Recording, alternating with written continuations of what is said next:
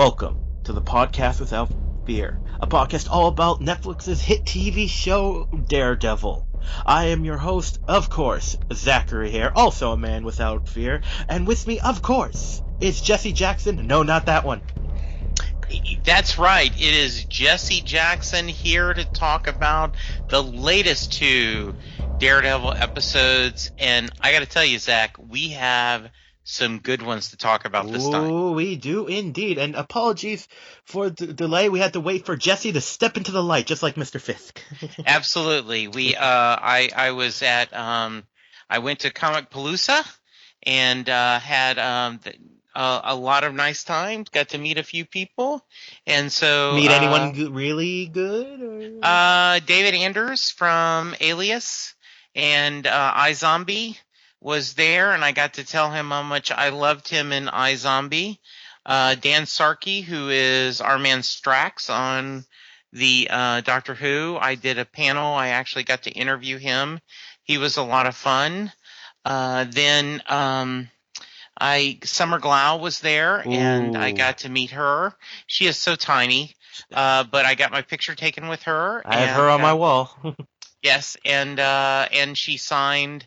My friend Tom Zoller had done a sketch of her, and so and what was kind of clever about it, and then we'll get to Daredevil, is he did Nathan Fillion as Castle, Summer Glau as Cameron from the Terminator, Marina Baccarat as Diana from V, and then Alan Tudyk as the Spamalot character he was playing.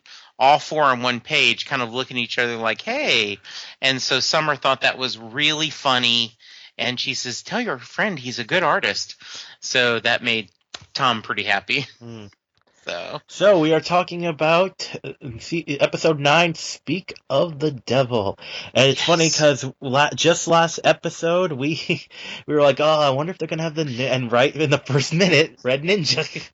It was so funny because you sent me a message going, well, wow, that didn't take long.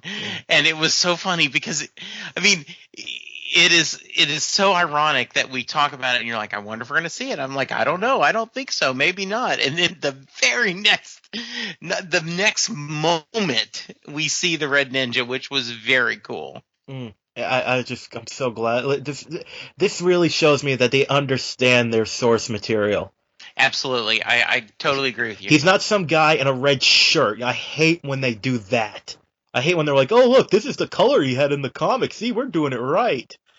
Yeah, in fact, no, it was really cool. And, it was kind of nice that Nubu,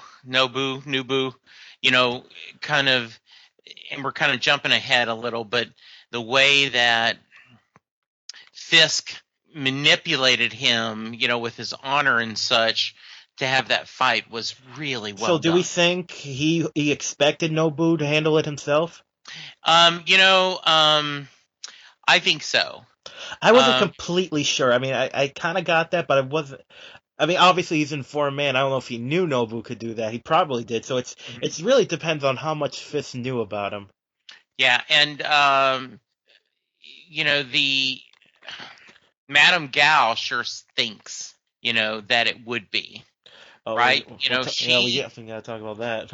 Yeah, so but very, very slick, very cool. And I like how in this one they kept jumping back and forth between what was happening that led up to the fight and the fight. Did that work for you? Oh, yes. So many shows, for instance, well, it's not really a flashback, but it makes me think of Arrow. Like, sometimes Arrow does the flashbacks good, other times, no. But yeah, this fight was complete, because you didn't know which way the fight was going, and it's funny, if you at the cutaways, it's more like a flash forward. Yeah, they're like flash forwards, that's what we'll call them. If you look at, well, obviously it's not him doing the stunts, but if you look at him during certain scenes, you can tell it's Nobu because he's got very distinctive eyes. Yes, I agree. So from there, we go to Matt visiting his priest. And obviously I've seen this actor before, but I'm not like, it's not like, hey, look, it's him but he is really good in this. I I really like that how they play the Catholicism. I think the They priest delve into it. They really yeah, do. they really do. And the priest is really good. The discussion about evil was really interesting. And, I like the fact that, you know, he's like, not like I'm a great detective. It's very clear who you are because this is a very small, kind of community. Um, yeah, he has been, as I look, Yeah, I'm looking at it too. a couple of pretty good part in Boardwalk Empire. Certainly has been a judge in Law and Order. Played a judge in Damages. So nothing that would strike me up as genre that you'd know. Looks pretty busy. Well, it's funny. He said he was in. It says he was in Spider-Man too. Yeah, and He's then one of those actors. He's a character actor. That's why he yes, looks he so good. is Now, absolutely. what I think from watching this, it's kind of jumping ahead because some of the next episode has it too. But I think he knows that he's the man in the mask. I would not bet against you on that. I mean, I it could agree make with you, you. but the way he's talking, because like you said, like it's a small name. He's obviously not stupid, and Yeah, and the way Matt talks. I mean, yeah. obviously he doesn't know how Matt can be a blind man and a fighter, but he's I think at the very least, he suspects. I agree with you. I think he knows something's going on, and I think for I really I like how they're playing this guy. I like how they're showing him um, as someone who, is trying to do the right thing, caring, and so just a really cool scene. Mm. And Yeah, I and how about his horror story from Africa? yes, yeah, that was really well done, and and just you believe him when he's like, I'm here to listen to you. Mm, The seal of confession is still here even over lattes. right. And I'm really glad that Matt reached out to him because, Matt, while he has friends, he doesn't have a lot of people to share his burden with. Mm. Yes. Now, with this, no, with some obviously you probably won't address it, but it's funny because when I think about their discussion, I think about the fact that this is the Marvel universe and the Devil is a character in the Marvel universe. Yes, absolutely. Well, I mean, because it's like we said before, Daredevil has a. I don't know if I mean I'm guessing in 40 years of history he's met Mephisto. Well, Mephisto's just one of the representations. Yeah, I'm sure he's met some of them once. right. I wouldn't be Absolutely. surprised, but I don't know if they'll ever go. I wouldn't be depending on how long this show runs. I would not be surprised if they added mysticism after the Doctor Strange movie. Once they finally establish magical Marvel, I bet we'll see more of the characters. Because Yeah, Iron Fist has a connection. His powers are magic based, in yes, some level. absolutely. Yeah, absolutely. So from there we get basically another scene of Karen, Foggy, Matt, and now they're all together in this scene, Hmm. talking together. And I made a note of this. I like when she goes, "That devil guy kicks ass," and Matt a smile escapes his lips. He does. It is very funny. Like, oh, okay, yeah, yeah, yeah. I guess he does. Yeah, And they talk about yeah, like I said, they talk about the man in the mask, and I'm glad they're starting. I like how she said the line. Listen, I don't believe he's a bad person, and I'll take the devil of Hell's Kitchen over Fisk any day. yeah. I think that was really well done. Right? Mm. And they Yeah, keep talking about exploring the legal aspect, which I think Matt, because that's the most important part about Devil, because we all have vigilantes like, oh, I pick up where the law leaves off, but Matt wants the law to work. He does, even though he's Daredevil, he wants the law to work, but sometimes it doesn't. yeah. I totally agree with you. He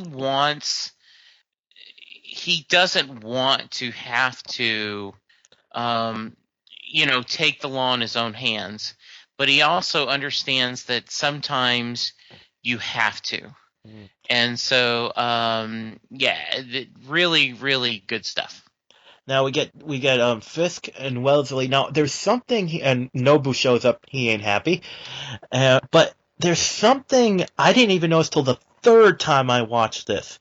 It didn't hit me. It just came to me when Nobu says, "Misrepresent my words again, and I'll cut out your tongue." You remember that, right? Yes. Wesley, I didn't even think of this, but he gives him a little smile, and at first I was just like, I thought it was like, whatever. But then I realized, we don't know exactly what he can do. For all we know, he's like, yeah, try it. Yeah, yes. We don't know if he can fight or not. We have no idea. When it makes me think of, oh my god, I can't believe I'm blanking on her name. Luthor's, is it Mercy? Luthor's, driver. Yes, Mercy. It is. Yes, and she's like that. They're like she can fight, and people. They usually use it as like a surprise. She's even been a cyborg in some adaptations. Yeah, and that's what makes me think here that I would love the idea that he can actually he can actually do hand to hand combat. I would love to see that because you don't become Fisk's right hand man by just being a suit. Yeah, there's got to be something in him, right? And I think that's a great point that he would be able to do a little who knows what he can do, right? Oh, you know it would be great if he's actually a Marvel character, but we just don't know, like Wesley's not his real name or something. That would be awesome. That would be maybe so even awesome. Has powers or something. I just, oh god, imagine if I know it will never happen, but imagine if he was Bullseye. No, yeah, that would be. He's just at the end of the episode, you just see someone get killed, and he's just holding the weapon like he would. Yeah, ooh, good stuff. Because I'm pretty sure we don't. Do we know Bullseye's real name in the? I don't think we do. I'm not sure either. Because he could be anyone. Yeah, you're right. Absolutely. All right. That would be interesting, though I kind of like him being just mysterious, you know? Oh, completely. I'm just saying one kind of geeky. Now, I wonder, I know they probably won't, it's probably not connected to it, but the fact that they want a specific block, it keeps making me think of the Shadowland storyline from the comics when they built that temple. And because this guy, and I wonder if it's connected to the what will happen when the door opens. I wonder if there's something like buried under there or something about that area. Because obviously, if they want that block, it means something. Yes, absolutely. So we get from there. We get another scene of back at the office, and when Elena shows up, and she says, "Listen, Fisk wants to pay me off." And have, of course, Foggy and Karen say fight, and Matt says no, she should take the money. Yeah, Matt at times can be very practical, and I thought that was really interesting, and it was, it led us to, spoilers, heartbreak, because she's like, I'll get other people to fight too, and just sometimes you can't fight City Hall or, the powers that be. Yes. Yes. And so from there they say he's gonna go look into Vanessa, because obviously they know that she's with Fisk, and he goes to go. Now obviously this is probably just so. I wonder if any of the paintings are because I could see writers doing that, like putting an Easter egg in a painting or something. Yeah, I haven't seen anything on that. That would be interesting. Yeah. So I love. I mean, this actress is fantastic. This scene is so good with him trying to feel her out, and she obviously has such a she can read someone really, really good. Yeah, that was really, really a great scene, and she's so charming. She's such a great salesperson, but at the same point, I think. Because, she's really trying to find, as she talks about, let's get a connection between you and the art. Like, and she talks about the honesty and everything. And he's trying to talk about it and everything, and then I love it. She goes, "Well, let's ask him." And oh yeah, well that's right before that, it's probably not an accident that Fisk is painting as white and Matt's painting as red. Yes, absolutely. But yeah, you're right. When the scene like, hey, why don't you just ask him? And I think this part throws him for a loose because when he hears them talk to each other, obviously, especially with his senses, he can tell they care for each other very much. Yes, and that just throws him off. And it's what we've said this whole podcast. Villains have there's no reason they can't have love. They can. Not every villain is a unfeeling sociopath. right. And Yeah. yeah. Oh, it's good. Yeah. No. It just Fisk cares about her a lot, and you tell that. And I love his buy whatever the lady suggests. You know, and and Matt has to go. Well, we really shouldn't be talking because we're adversaries, and he says it won't be long fast, So we won't be doing this for long. Really great sparring back and forth. Now I wonder. I mean, because obviously we still have 3 episodes to go, but I wonder if they'll ever because obviously different adaptations, Fisk finds out who he is. I wonder if they'll ever do that here. If you'll ever, I think it'd be good if they wait a bit, or maybe even never have it at all. That he finds out who Daredevil is. Yeah, I don't know. Yeah, that could be interesting, couldn't it? I bet if they haven't done this, I would wait till at least maybe even season 3. Right. So he goes to talk to the priest, and he tells him, "I met someone that loves him, that would loves the devil, and would miss him when he's gone." And I just love the comparison. He just keeps comparing Fisk to a devil, and I like when the priest goes Psalm something or other I can never remember. That just struck a chord with me. Yes, everything about them just seemed. I just love everything about the story and what they're doing, and so you're like, okay, what? And I'm a little worried for Matt, because he seems to be, actually going to there, at the art gallery and trying to things what's going on. I was really worried about him. I just like, oh man, what the. I get what you're saying because that's I think the point of this whole episode is like where Matt's gonna go. He's got to because he's not Daredevil yet. He's still just the Man in Black. He's still a vigilante. He hasn't found his path as a hero yet, and he doesn't consider. He knows he's helping people, but he definitely doesn't consider himself a hero. No, he doesn't. Not at all. I'm curious to see how because when he gets the mask, when that's gonna and there's stuff we'll talk about that in the next episode. So we get another scene with them talking about really like every scene with them about this, the futility of going after Fisk and how how everyone's disappearing, how everything is going wrong, and of course they get the badass plaque. But then again, tragedy strikes and they find out Elena's been killed. Yes, and very sad. And it you're just crushed for, and you're going, oh, Jesus, no, no, this can't be. But that's, it's what happens, right? And we are playing in dangerous waters. No, I cannot get over how brutal the fight scene is. You really feel like he's getting hurt. Yes, absolutely. And, and we'll talk about this in our next episode, right? But the scene showing how bad everything looks, it is so. He takes a beating. I think after this episode, if we had our drinking game, we'd be pickled. Yes, absolutely. I agree with you very much, Zach. I mean, when he digs the hook into him and then drags him, the yell he does sounds so real. Yeah, and agree. I know I'm just doing that a lot this time, but it is true. It's such a brutal scene and such a violence, and we keep reminding ourselves, Matt is not metahuman. No. He is not superpowered. Technically he is, but okay, yes. But not. He doesn't have Wolverine's healing factor. But he's mortal. He's a hero. He's one of those heroes that he has a power, but he's completely mortal. Yes. Yes. And so he doesn't have healing powers or invulnerable. I mean, he's and punches hurt him. Yes.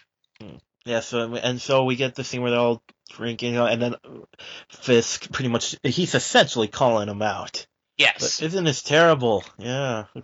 Oh god, I love this fight montage. Oh, but first, not only calling him out, he's like saying he's like, oh, what this is, it's like being like, it's like a hero. It reminded me of, like, as they call it, like the scene from the log from, like, this is the same kind of thing a hero would say when he's trying to rouse for the final battle. That's exactly what I thought of when Fisk was talking. Yeah, like, okay, let's get this going. Yeah. And he's ready. Yeah. And we have this great fight montage of him going through the junkies and the informants, and then we get, this scene was crazy when the guy's shooting up and he thinks Daredevil is like an hallucination. Yes, very cool. And there he just starts he's like, I always hate when they say that. I'm sick, shut up. And he just starts beating on the way, like, he said he was brought into a warehouse, and he goes to the warehouse, and Nobu is hiding his heartbeat from him, and I think he knew, like, and he realizes they killed Elena just to drag him out. Now, something happened. I remember we were trying to talk about, I think after what Nobu says here, I figured out who Stick is working with. Okay. Because I remembered something, and this is also something I learned from the Shadowland storyline, and from looking up the Hand were originally good guys.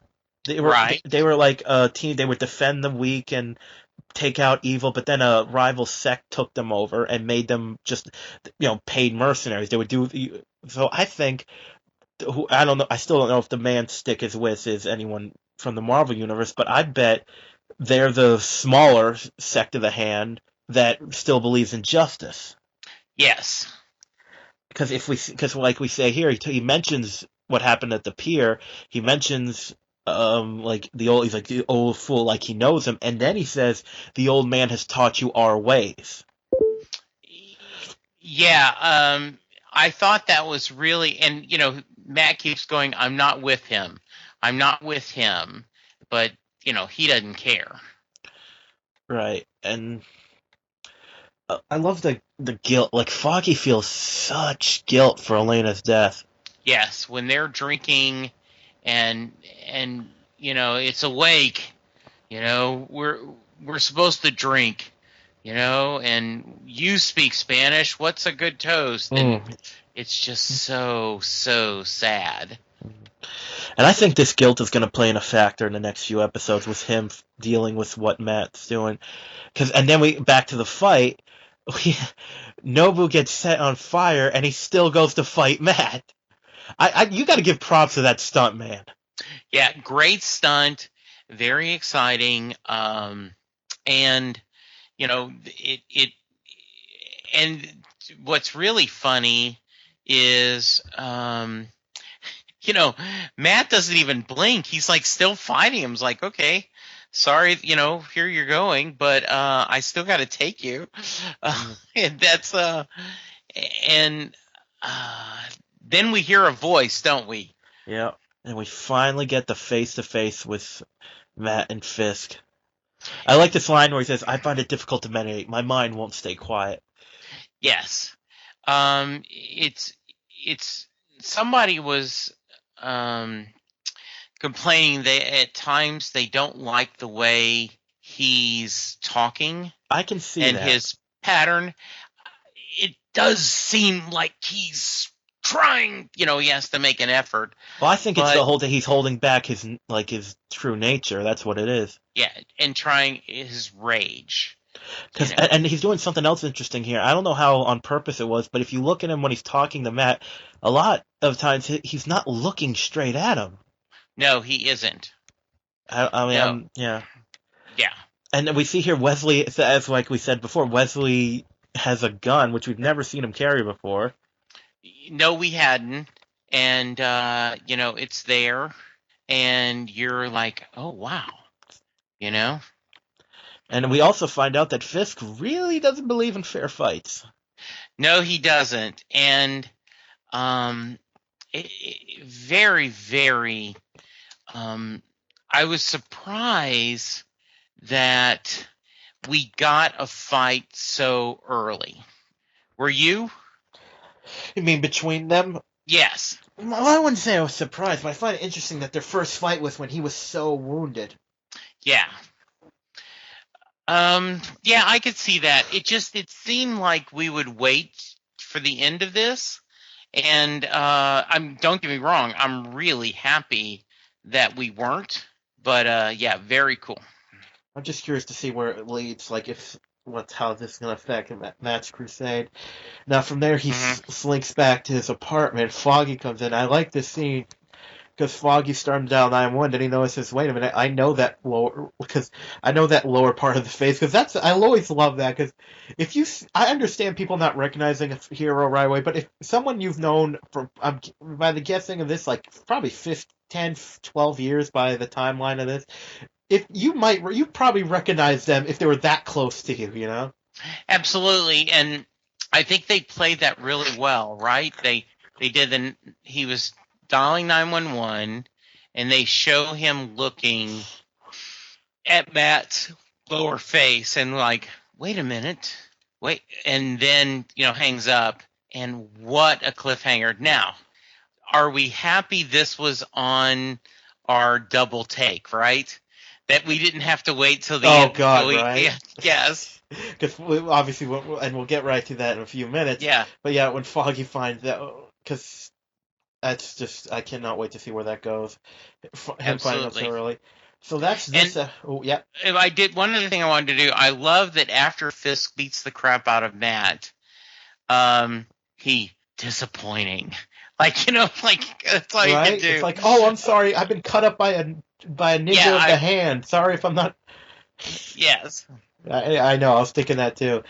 Uh-huh. And actually, when you look at it, Foggy's going old school Daredevil because he's holding Matt's cane. Yes, he is. Yeah. So really great. Matt.